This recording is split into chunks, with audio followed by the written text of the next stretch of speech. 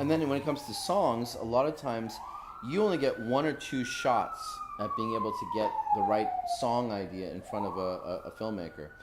And so, We've talked about that. That yeah. how you could pitch a song on the wrong day, the director's head's not in it, Yep. or you start the song too loud and it over dialogue, and they're like, nope, doesn't work. Or just you don't cut it the right way. Don't cut it the right way. So exactly. a lot of it is really that the music editors are, key to that. And sometimes we end up making changes because the music editors sometimes will Frankenstein a song. They'll chop it up into too many pieces. And when you're dealing with a really famous song, we have to always be very cognizant of the fact the audience knows how this song is structured. Right. And if they're hearing edits, they're getting knocked out of the experience. So we can frequently go in there and say, hey, hold up. Let's just let the whole bridge run. Let's just, if we want to lose a verse, that's fine. Or if we want to cut to a chorus, that's fine. But we shouldn't be in a situation where you notice the edits. So working with a music editor and a good music editor is absolutely key, and it's really, really important. And music editing is a problem-solving exercise because they're looking objectively at an idea that you have, that you've already played against picture. You already have an idea that it works well, and they may find an interesting solution you hadn't thought of that will change the dynamics of it. So sometimes we go back in and we say, hey, this is going to fall in pretty easily. We just need you to put an end on it so we don't notice that we're climbing out. But sometimes they'll find a really interesting solution. And in the case of the Sia use, he found an amazing way of making it invisible, because even now when I look at it, I don't really notice where the edits are. Really? Yeah, I haven't gone back. So anyway, that was the first big one. That show ran for 5 years, right? Mm-hmm. So that was Thomas's first big one, and that closer episode was it rang a bell for everybody because, first of all, you don't really have a 6.5 minute closing. Oh gosh, yeah. And then talk about briefly the Sia, because she had been a dropped artist at that point, right? She had lost her recording contract here in America, right? Oh, two failed records. Yep. And then there was a show that Thomas went to where Sia, you guys walked in the room, correct? Oh, you want to tell this story? You don't need to use the verbiage, but just talk about you could talk around it. Well, the weird background was this. Like, we were releasing the 60 Under soundtrack album on Universal Records. Sia was signed to Universal Australia. And we knew what a big deal this use was going to be. And we expected that they would be smart and pick up her deal and release it. And they just felt like it was a loser. There was no money to be made. And they decided that they were going to just, drop her. So she got dropped. And as it turned out, we ended up moving to Astralworks, which was sort of a Universal subsidiary, to do the soundtrack album. And my dog thinks that you've got snacks for him. Can you see the dog, by the way, or no? Do you guys see the dog? Oh, you don't see the dog. Never mind. You can watch the video and you'll see that. That's Eddie. So what ended up happening was Universal dropped her, and Astralworks picked her up, and they picked up the soundtrack album, both of them were tremendously successful for them. So it was just one of those situations where we had thought it was a no lose for them. Like, we figured if you release our soundtrack album and you guys, pick up, you'll see how it does, and if it does well, you can pick up her deal. But they wanted to drop her, so they dropped her. Wow. So that was the end of that. I think didn't she get dropped? I think they didn't pick up her deal. Her deal was due. But long story short, it was an interesting situation. And so yes, we went to a show, and Gary and I were in the audience, and she came out and she said, "Thank you very much. I got to go now in service to 2 music supervisors who helped my career out." So that's the gist of it. And that's Sia. She'd be nowhere. She'd still be hiding behind a curtain if it wasn't for these guys. Well, we'll see. I really honestly believe that every talented artist will have their moment. We just sometimes can be a little bit early in the process or late in the process, depending on the circumstance. Okay, so you went from there. You got that HBO show under your belt. And then what were the next couple things that you did that were high profile? Not a damn thing. Is that right? So there was no big... There was no big heat. Nobody would hire me. Really? Gary and I decided at that point he wanted to do TV shows and comedies. He worked on a show called Samantha Who, I think. It was I think it aired 3 episodes. And I was really not interested in network television. And I wanted to do documentaries and cool art movies and stuff like that. So Gary and I realized that we just needed to kind of end it. It was like a good marriage for the 5 years, but we were really not appreciating each other that much anymore. And it was like, you know what? We're friends. Let's just close it now while we're still buddies. And that way we don't have we don't build any bitterness. So we parted ways. And he got a couple TV shows, but his TV shows didn't really take off. And I ended up working on a couple independent movies, but barely making a living. And I was really ready to turn it in. I didn't know what I was going to do at that point. What year were you in now? We're in 2005. Okay. And so it was a very, very lean window. 2005, 2006 were just terrible. So one great lesson is no matter what success you might seem to have, there is probably a dry spell just around the corner. So then Alan decided he was going to do another show. So he had a new HBO series, and it was going to be based on a Charlene Harris book. So I read the book and was very excited about it and did a lot of research on it, was like, preparing and so forth. And Gary was quick, and Gary got a meeting in with him early and got hired on before I even got a chance to have a meeting with Alan. So wow. That was a little bit surprising because I always felt like Alan Ball and I had a particular kinship, and that Gary and Alan Poole, the other producer, had a kinship. I ended up going to Brazil to hang out with Alan Poole, and Gary ended up basically getting the gig with Alan Ball. So it was this weird situation. Wow, I didn't know that. And what was that show called? True Blood. Oh. So Gary got True Blood afterwards. So which ran for how long? I don't know, 4 or 5 seasons. Yeah, at least 5 seasons. And at the time, I was really heartbroken because I thought, oh my God, this is like the big guy I got to work with, and I didn't get a chance to work. And I was glad not to be working with Gary at the time, but at the same time, I was also bummed out. And then, to my good fortune, I watched the first couple of episodes, and I realized it wasn't my show. Like, it was just something I wasn't really that engaged with. It wasn't anything I would have enjoyed particularly. And Gary had a ball. So in a way, these things kind of land the way they need to land. It didn't help me get hired. So at this point now, my old partner is working with Alan Ball on his next hit show. Right. And I'm meanwhile trying to take meetings with filmmakers who are like, we have no money, we have no budget, we got nothing for you, we don't know if we're gonna get picked up. And I was like, oh, this really sucks. So I was looking into what my game plan was, like, where do I go from here? And I took a meeting with an AMC executive named Christina Wayne. She had just come on board to do original programming for them. They had a TV show, it was sort of a mini series called Broken Trail. And she was interested in doing something. She was a big fan of my work on 6 Feet Under. And we met, and she said, what kind of ideas do you have? And we talked a little bit about Jim Jarmusch working with Neil Young on his Western, and and also Simon Garfunkel on The Graduate, and the idea of having a songwriter building something from scratch. And we brainstormed a little bit about different artists that we felt were prepared to maybe create a score, especially under lesser known people.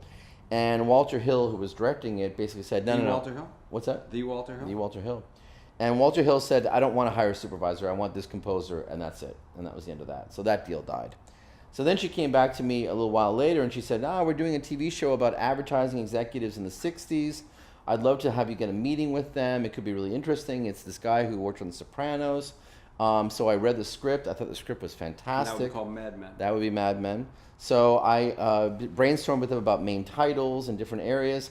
And then she came back to me and she said, hey, as it turns out, Matt Weiner really works with Alex Patsavas, so sorry, you don't get this gig either. So that died.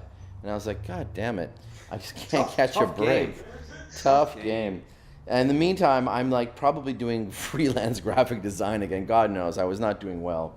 And then I got another call, and she said, we'd love for you to do a meeting. And I got several offers in the same week. Not offers, but interviews. So I had 3 that day. And one of them was on a new show that AMC was developing. And the other one was later in the afternoon. It was an independent movie. And both of them were interesting. So I went to the first meeting, and it was in Burbank. And I watched every supervisor that I knew going in and out.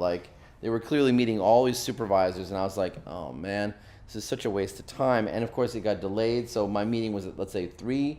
That didn't end up happening, and it became 3:30. Then I had to cancel the next meeting. I was already here, so I said, let me cancel this, and I'll see if I can reschedule the film. And they were cool. It was not a big deal. Then another meeting had to get canceled because we ran longer. Then they finally said, would you mind watching the pilot? And I'm like, are you kidding me? So I'm going to watch the pilot. And I sat down, and I watched that pilot. And that pilot was Breaking Bad. And it was the best hour of television I'd ever seen. I was just absolutely mesmerized by it. And I couldn't believe my good luck. I was like, this is incredible. But I also assumed they just had every big supervisor in town meeting with them. I don't have a shot here. So they finally, after 2.5 hours of waiting, I think I finally got the meeting with them, and they were tired. Who did you meet with? I met with Vince Gilligan. I met with Melissa Bernstein, who was one of the producers, Mark Johnson, who was one of the producers, Kelly Dixon, who was the editor on the pilot, um, and several other folks. So let's talk about the importance of that meeting. Well, they brought me in and they said, "So you saw the pilot?" And I said, "Yeah." And they said, "What'd you think?" And I said, "It's the best pilot I've ever seen. It's probably the best hour of television I can remember." And they said, "What do you think of the music?" And I said, "I hate the music. Like And they said, "Well, what would you do differently?" I said, "I'd start from scratch." And they were like all really taking the gas. And Vince even said, Because the editor probably put the music in, right? well, they said we spent the last 2 weeks putting the music pass in. So, all right, hotshot, what would you do What do you got for differently? me? Yeah. So I said, you got way too much. Like, you need to have very little music in this. Like, it feels like you're trying so hard to be cool, and you already are cool. So it feels like a beautiful woman wearing too much makeup and too short a dress and trying to work on too high heels when she's gorgeous. Let her just do her thing. Good line. I have to remember that. So basically, they were like, "All right, well, let's talk about individuals." We talked about scene by scene, and they had like Chemical Brothers in there, and they had Crystal Method and all this energetic stuff. And I said, "I don't feel like I'm in Albuquerque, New Mexico. I'd like to be there. I feel like you want to period a little bit more. I want to know I mean, not where to- I yeah. am. I also want to. I don't want score telling me how to feel, and I feel like score is really telling me how to feel. And I said, you should strip it all out. In fact, I don't know how much score you need in here. I think you could really let it be spare. So we talked in great detail about it, and they were very open, and they enjoyed the How conversation. long was the meeting? 2.5 hours, I think. Wow. I was there like all day. And at the end of it, they pretty much said, "I think you're hired." And Vince just said, So at one point, the good news is they'd already met with a bunch of supervisors. So you came in, you had a great take, you were super, very honest with them. referential about how you love the product, but yet you would do the music differently. Yeah. And you took a shot at that because that could have gone badly. easily. Because And they has spent a lot of gone- time. and has gone badly. Right, because they spent a lot of time putting that music in. But so at the end of the day, they basically gave you the job? Yeah, I mean, they basically said, "You're the only supervisor that didn't compliment the temp." And so they said everybody who came in just talked about how great the temp music was. And you were the only one that seemed to be honest about it. And you were willing to take a risk, and you had very specific ideas of how you would do it differently, and they made sense. And also what was interesting was, I didn't know this, but they said that what I had said was similar to the only executive who had been counter to their instincts, which was Christina Wayne. And Christina had given them the same note, is like less music. And that, you're over, you're putting a You're hat. over music. And you're putting a hat on a hat. Like, you've already got a hat, you don't need a hat on top of it. Right. So, and that was a phrase that Vince really took to heart. So when we went in there, we stripped it all out and we started from scratch. And actually, one of the problems I had was figuring out the tone of score. So once I got hired, we had to kind of figure out where we're going to go from here. We wanted to hire a composer. And I didn't know what to do with score. I tried so many different angles. I tried like Alexander Desplat. I tried orchestral stuff. You're talking about in temping. Yes, temping, trying to temp it.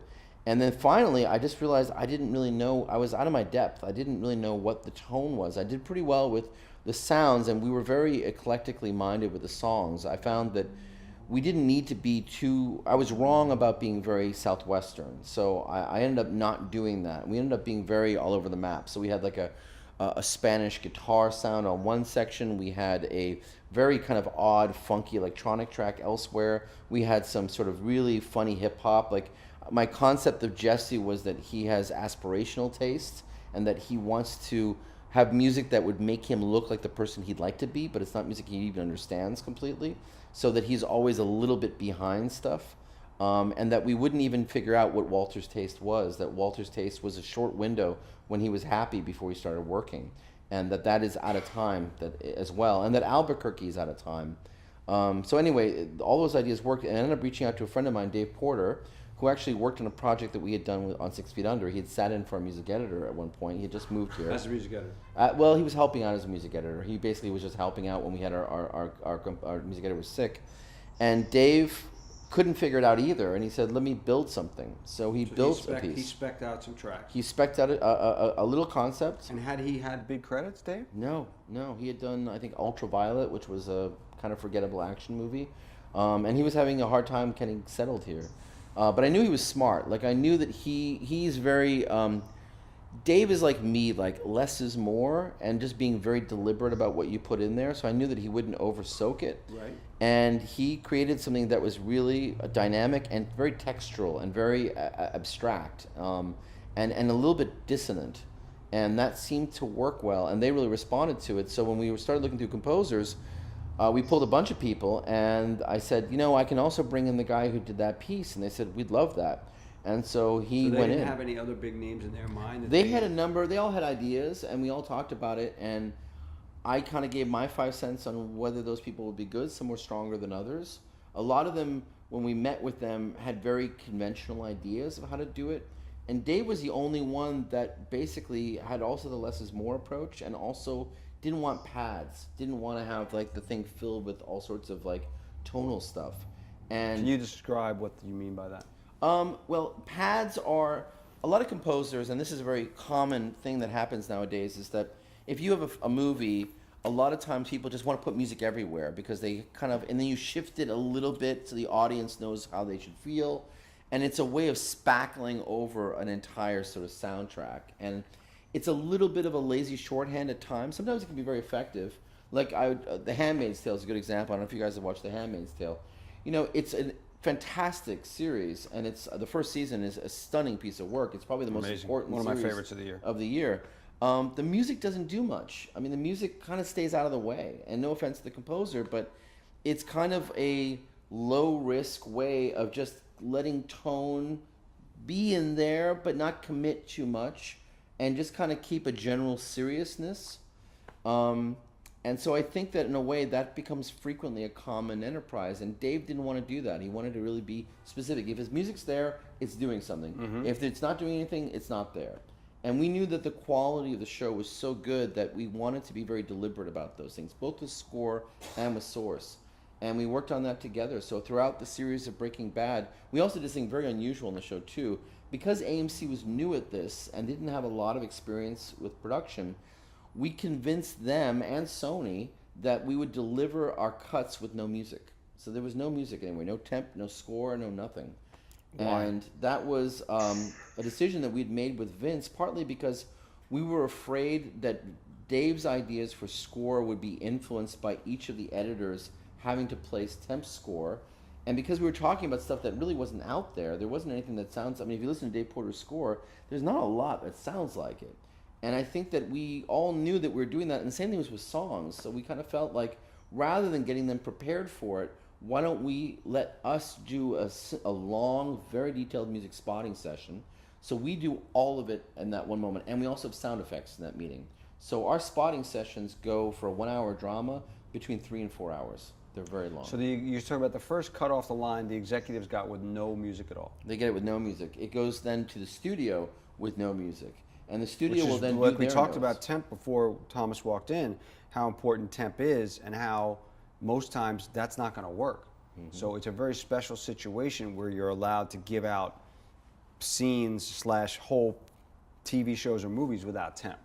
There's a lot of benefits. I mean, the benefits are, number one, people are not going in with expectations. So it allows Dave to do what he wants to do based upon the ideas that he's discussed in the room. And we talk about story. We're not talking about taste. We're not talking about, oh, I love John Carpenter, or I wanted to have this kind of a sound. It's really all about story, tone, how do we feel, what does the audience need right now? Also, Dave never reads the scripts. He only watches the episode and only just before the spot. I'm the opposite. I meet with them early on, I read the outlines, I do one set of ideas based upon the first conversation with the writer's room. That's for the whole arc of the season. Then I go in with the outlines, I do another set of ideas. Then when it comes to getting a script, another set of ideas. And I keep honing those in as I go. So by the time we get to the actual product, the filmed scene, I've already tried a whole bunch of different ideas that have worked in different ways. But I'm now further informed of the story because I've had to test it out over and over again. Dave comes in like the audience, totally raw, which means his response is the audience response. Interesting. So it allows us really to present a very honest and direct score because it's not over thought through. He hasn't had to revise ideas yet. I've had to revise a whole bunch of ideas, but now I really know the story and I really know what Dave's angle is, so I can calibrate how hard I hit my sequences based upon how he's going to hit his. and how it fits in the arc of the entire story. Interesting. So it's a very unusual way of working, but I think it's very successful for that show. We do the same thing on Better Call Saul. And Breaking Bad ran for how long?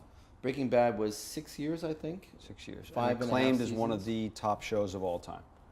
And so obviously you built that relationship with Vince Gilligan, who seems, I met him, seems like a totally lovely, cool guy. One of the nicest people I've ever Yeah, met. and he just hit it out of the park Yep. with the show. So now that brings us to Better Call Saul. We'll talk about other things in between, but had you ever worked on a project and then a sequel or a prequel or however you call it, where it's just Never. And so talk about the process of, what was Vince's process to get into from one to the other musically, Well, Dave and I didn't know that we were going to be hired, number one. So we weren't even after sure. Breaking Bad. Yeah, we just, because you'd experienced that with Exactly. right with I learned the with hard Alan way. Ball. Don't right. assume that you have anything. Don't So- assume anything in this life. Right. So, but Vince and Peter, who worked together on Better Call Saul, reached out to us and said, we'd be really interested in working with you guys again. We'd like to have a meeting with you to talk about it. And so we met with them, and we kind of assumed that we'd be doing kind of Breaking Bad 2.0. And they said, actually, no. In fact, we want to do something completely different. In fact, what we're doing is not going to be much like Breaking Bad at all. And so we had a very long conversation about what are we trying to tell. And they explained a few very important aspects of it. Better Call Saul is really not about Saul Goodman, it's about Jimmy McGill. And Jimmy McGill is a different person than Saul Goodman is. Saul Goodman is the solution to a problem. And so one of the big questions about the show is, what type of problem do you have to have that becoming Saul Goodman is the solution to it? So that meant that we were moving not just back in time, but we were moving to another person. Additionally, we never used music to tell the story of Saul Goodman in Breaking Bad. There was never any score for him, and we never had any songs to establish his taste. The closest we had was in his waiting room, we used patriotic themes as sort of a fun running joke. So the great joy was figuring out really weird versions of patriotic themes that we would have in there to kind of help to make comedy out of the waiting room. So we knew that we were starting completely from scratch. And we also had another problem, which is normally on a show you have a pilot, and you establish in that pilot what the language you're going to be using is. We were greenlit to go to series, which meant that by the time we were shooting episode 1, we were getting scripts for episode 2, and we were going to be soon an editorial on 1 before episode 2 was off and running. So the ship was moving. It was like trying to paint a train while it's moving down the track. Yeah, I want to jump in on that. So talk about the process of what that takes to do. I did a series recently, Sun Records. I hadn't done a series in a while before that. And the amount of weekly work that you need to do, because when you're doing films, it can last for a year, whatever. It's a different pace. TV is a non-stop thing. So talk about what you need to do to be on your game, to keep up with that and be creative and do everything you need to do, both the clearance and the creative, and juggling that. I mean, it's like being an athlete, really. I think I actually love television because the film projects that I've done, and maybe this is just the bad luck I've had with film, but in many ways the film projects I've had have tended to be very political. There have been a lot of cooks in the kitchen. A lot of good ideas died early. And I found that a lot of times the end results were a little bit compromised, or all of those fantastic actors and the pedigrees of the directors and everything else ended up delivering a product that was kind of mediocre, and I didn't have that much to contribute on. So I think with television, partly because of the speed of it, I have more control over it, and I do all the clearances. People can't overcomplicate things because there's no time. There's no time. If they get in the way of something, that it's over, right? You get bulldozed. It works really well for me because I dive in really deep, really hard from the get-go. So when I start, I sketch everything out. I sketch out characters, I sketch out the arcs of the stories as much as I understand them, the world that we're in. I do a ton of work in the beginning. I usually hire the composers on most of my projects, so I spend a lot of time listening to people. Yes? What do you mean by sketch out? Sketching out basically means that I build ideas, whether it's a playlist, whether it's, I sometimes graph things, like I'll take a script and I'll break every scene down and I'll mark the characters in those on a separate grid so I know this is that character scene, this is that character scene, as a way of getting to know the story and plotting out how it works. in many ways,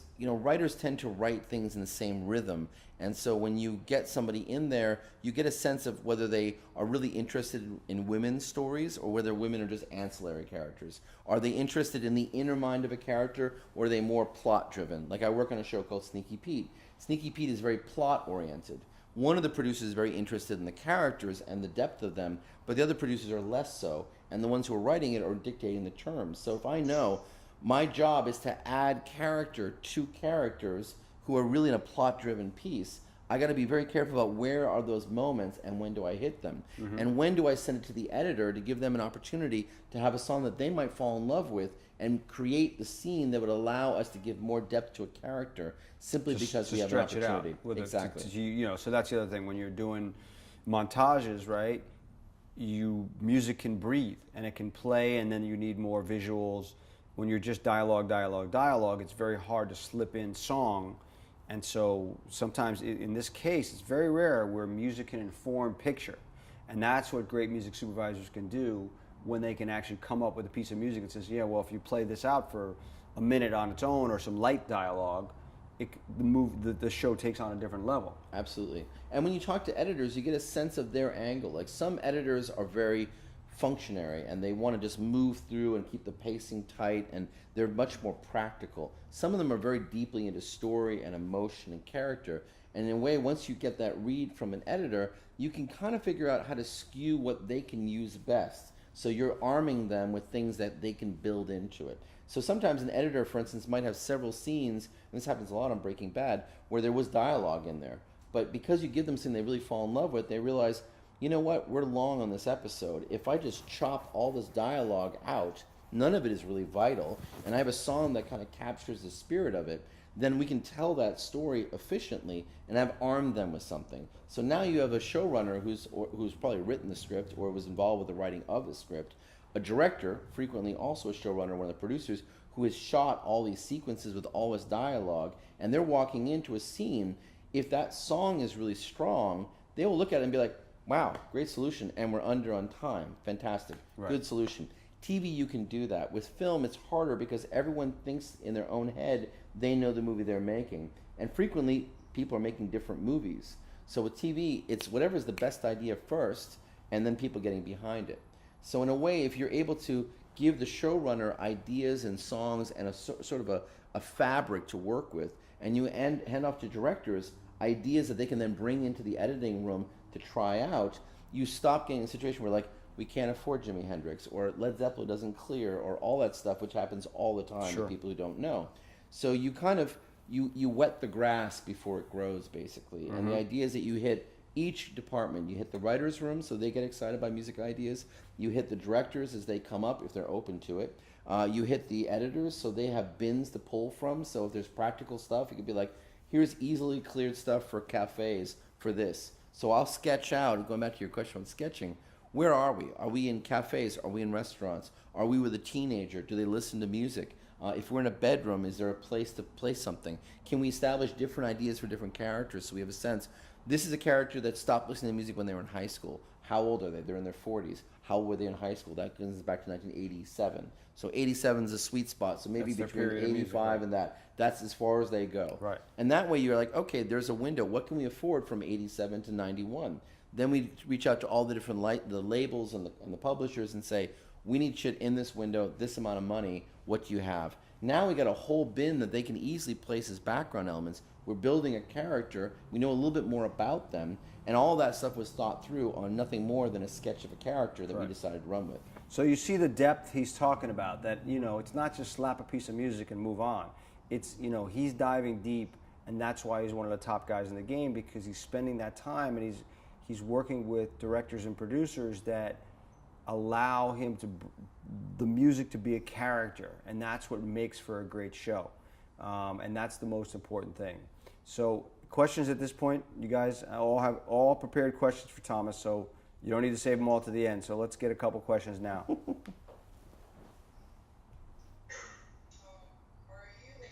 talked about seeing script before you decide on music and stuff. Are you very adamant about that? Am I adamant about seeing scripts before, if possible?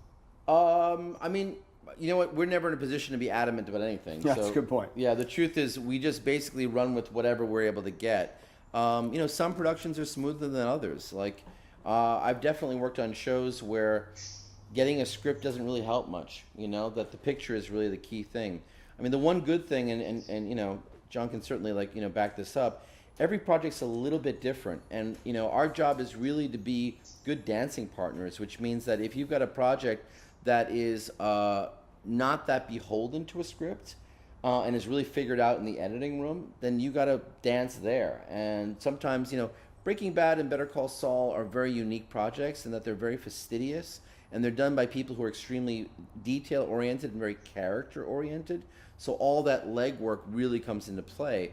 A lot of what I learned on Breaking Bad or developed on Breaking Bad ended up in *Halt and Catch Fire*, one of the shows that just wrapped up, and that was really helpful there. So we built playlists for every character and really spent a lot of time talking about them, getting to know them, trying to understand who they are and what they respond to, and that was really helpful for that.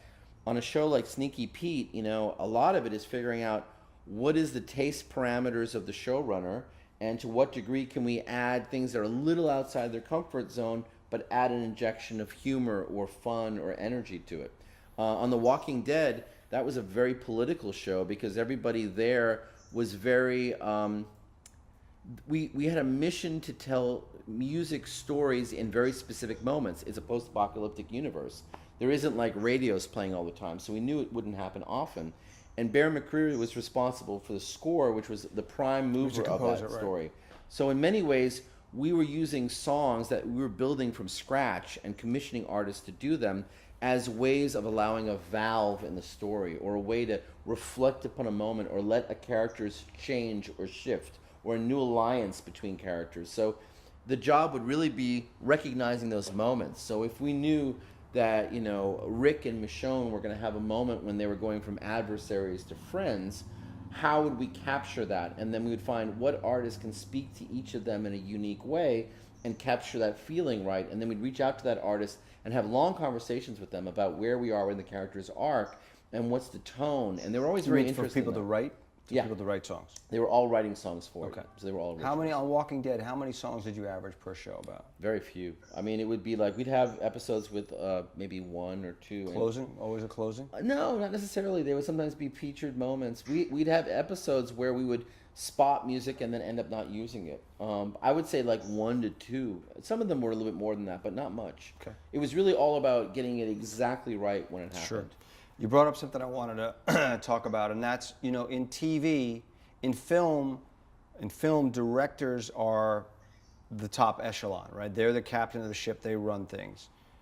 In TV, it's more of a producer's medium, and the directors and the writer's medium. But the directors are brought in to kind of shoot. They're day players. So, but you mentioned on your shows, including the directors in the musical conversation. Talk about that process, even though they are not really running things, they're running that episode in a certain way.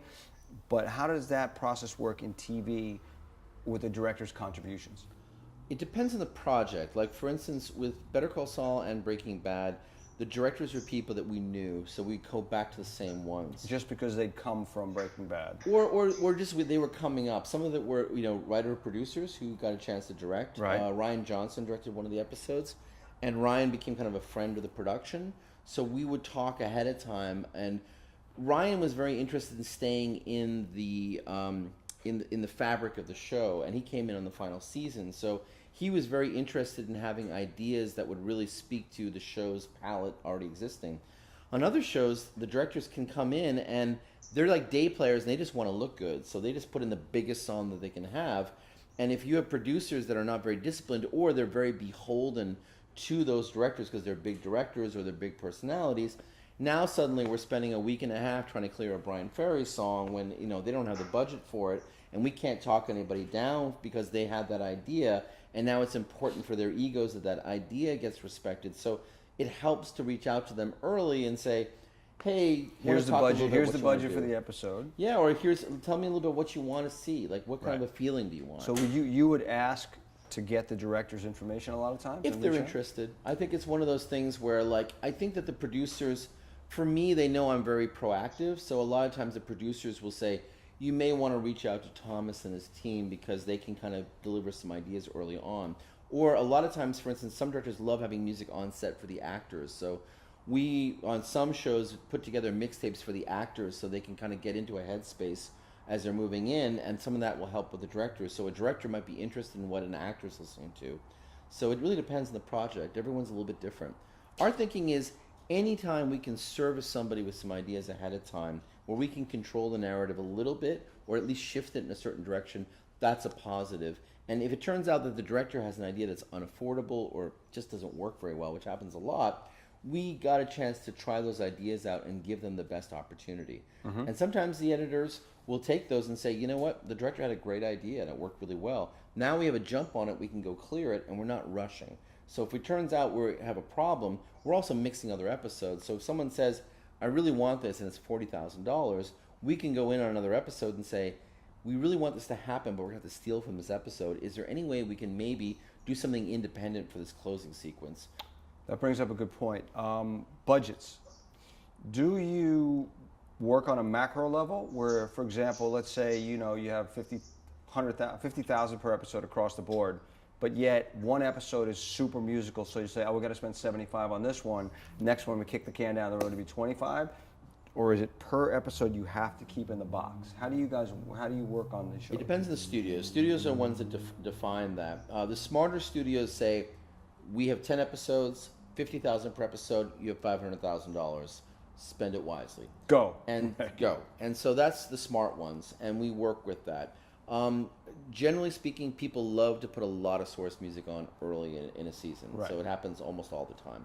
And frequently when you get to the end of a story, it's much more score driven because you're not setting things up anymore. You're now moving into the plot and everything is moving forward. So I'm always willing to give it a little bit of space, but people like to have big songs in the finale. So you kind of have to say, okay, if you've got 10 episodes, maybe we have we're up to a 6 in cost on number 1, and we're up to an 8 in cost on the final one, but we might have it be tapering down throughout the season. So we try to figure out how to plan that out ahead of time.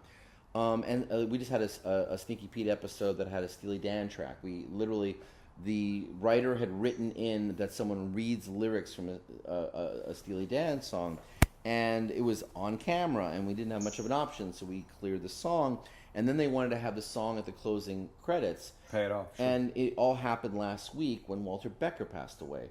So we managed to get the clearance in literally on Friday. He passed away on Saturday. Wow. And then they wanted to actually have the score represent some of the chords, and they just said, you know what, that's not going to happen. We don't even know who to reach to get approval on that. To try to add scores. Add score elements. Right, so score and scores can equal the word scores, which is not really a word, but we make it up. And so that's basically where you combine score and song together and create something like that, which, again, you really have to get artist approval before you do that. And we kind of convinced them not to do it because we were not able. We were already way over budget on the episode as was. So now we are squeezing the hell out of each of our next episodes to make up for that first episode. Interesting. You mentioned